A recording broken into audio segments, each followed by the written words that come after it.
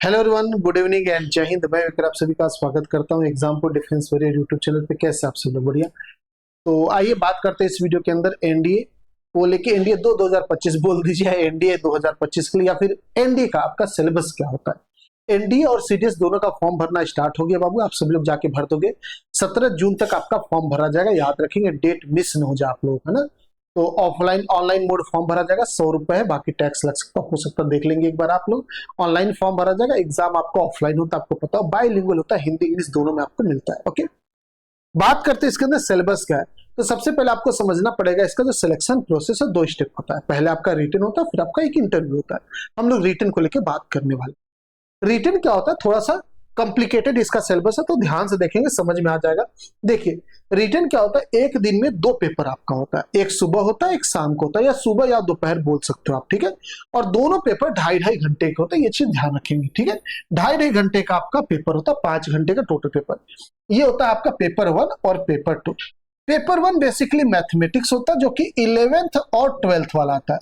आप बोल सकते हैं जैसे जेई वगैरह का नहीं, देखिए एयरफोर्स एक्स बोल दीजिए, नेवी एसएसआर बोल दीजिए, आप लोग जेई वाला बोल दीजिए, वो टेक्निकल जो मैथ होता है वही आता है, यानी 11th 12th वाला मैथ आपका आएगा, कोर वाला, ठीक है।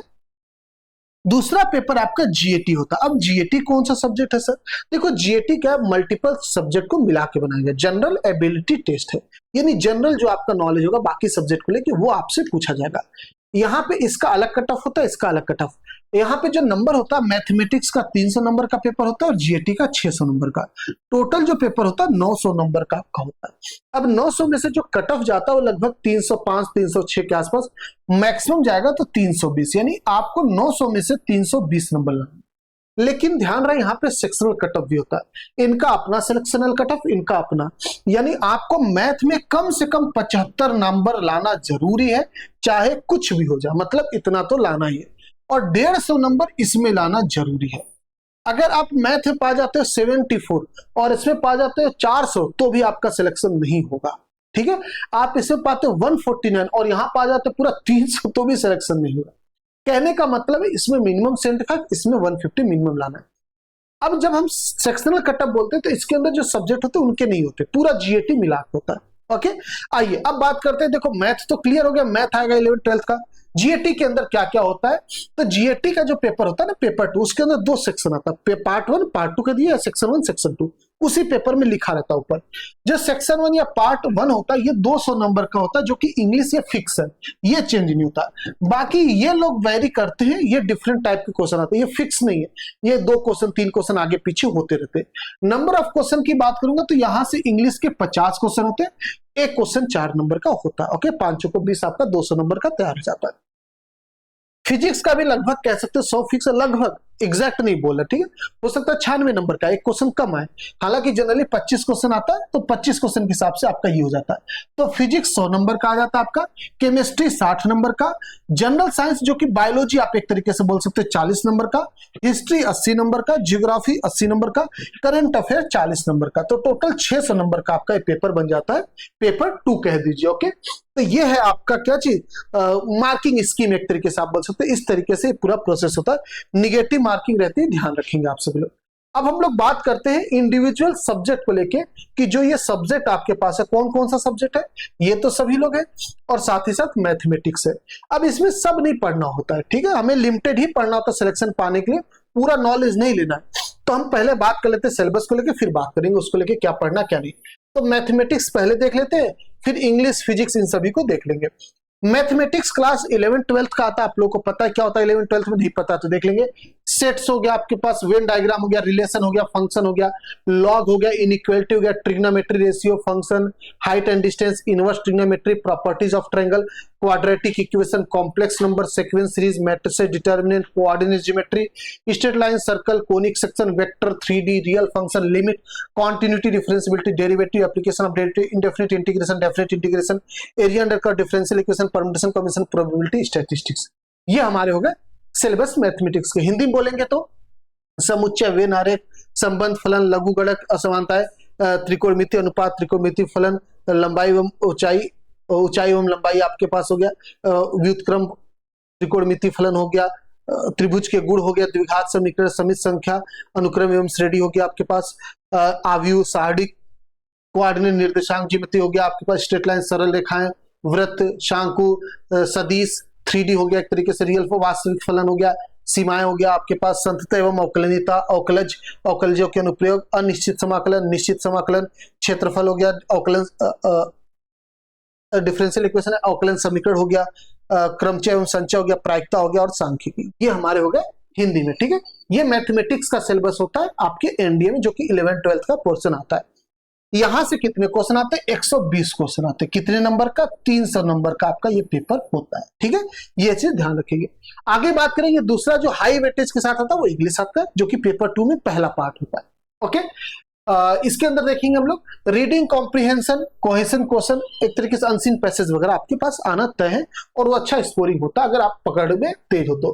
क्लॉन्स टेस्ट क्वेश्चन हो गया आपको, स्पॉटिंग द एरर क्वेश्चन हो गया, fill in the blanks question हो गया, सिनोनिम, एंटोनिम्स एंड वोकैबुलरी से related question, idioms and phrases question हो गया, सेंटेंस अरेंजमेंट और पैरा जंबल्ड क्वेश्चन हो गया, ordering of words in sentence question हो गया आपके पास, सेंटेंस इंप्रूवमेंट और सेंटेंस करेक्शन क्वेश्चन हो गए, grammar and their usages type of question, ये क्वेश्चन हो गया। ठीक है, यानी इंग्लिश पूरा आता है, जो कि आप सीरियस बोल सकते हो ना, अच्छे लेवल का इंग्लिश आता है, इसको कम नहीं बोला जाता, बढ़िया कंटेंट आता है। अब ये इतना कम लिखा, इसका ये नहीं मतलब बस छोटा चीज है, इसके अंदर बहुत कुछ है।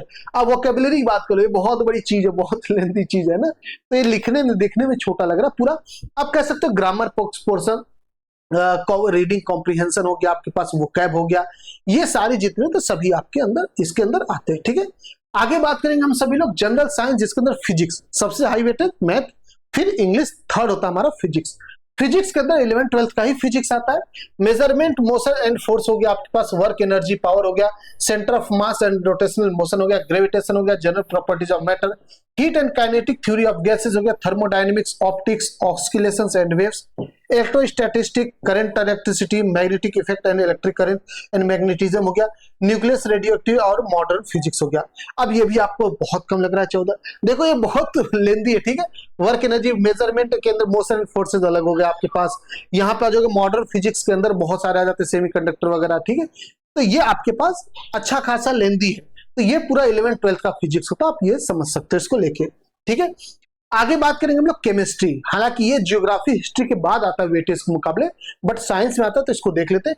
केमिस्ट्री के अंदर आपका 11th 12th का ही आता है, याद रखेंगे। ठीक है, जहां पे फिजिकल एंड केमिकल चेंज, यानी फिजिकल केमिस्ट्री, इनऑर्गेनिक और ऑर्गेनिक, ये तीनों आते हैं। फिजिकल एंड केमिकल चेंज हो गया, element, mixture and compound, laws of chemical combination and gas law, concept of atomic, molecular and equivalent mass, atomic structure and radioactivity, periodic classification, ये अब inorganic आ गया। ठीक है, chemical bonding, acid base salt हो गया, ऑक्सीडेशन रिडक्शन हो गया, non metal and their compound, some important chemical compound, ये सब हो गया। आईयूपीएससी वगैरह भी इसके अंदर आ जाता है। ठीक है, आईयूपीएससी नॉमेनक्लेचर हो गया, यानी ऑर्गेनिक केमिस्ट्री भी आपके पास आते हैं इसके अंदर। ओके, चल, तो ये है आपके सामने केमिस्ट्री का सिलेबस।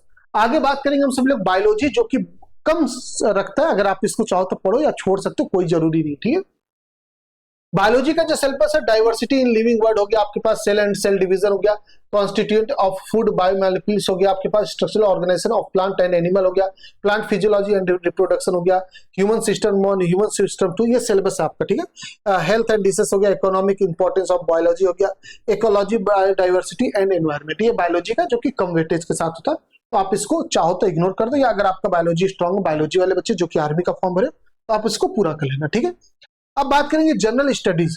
जनरल स्टडीज के अंदर सबसे ज्यादा वेटेज आपका आजकल ज्योग्राफी आ रहा है, सबसे ज्यादा वेटेज। ठीक है, आप 3 स्टार दे दीजिए इसको, 2 पे आपका हिस्ट्री आ रहा है, बाकी जनरल नॉलेज से आ रहा है, ये सब क्वेश्चन नहीं आ रहे, एक आध क्वेश्चन आ जाते नहीं तो नहीं आते, तो इन तीनों को इग्नोर कर सकते हो, इनकी जगह आप करंट अफेयर पढ़ सकते हो, यहां से क्वेश्चन आएगा, यहां से नहीं आएगा। ठीक है, तो 1 स्टार करंट अफेयर को 1 टिक दे दीजिए, ये हमारा सिलेबस है, बात को समझना होगा।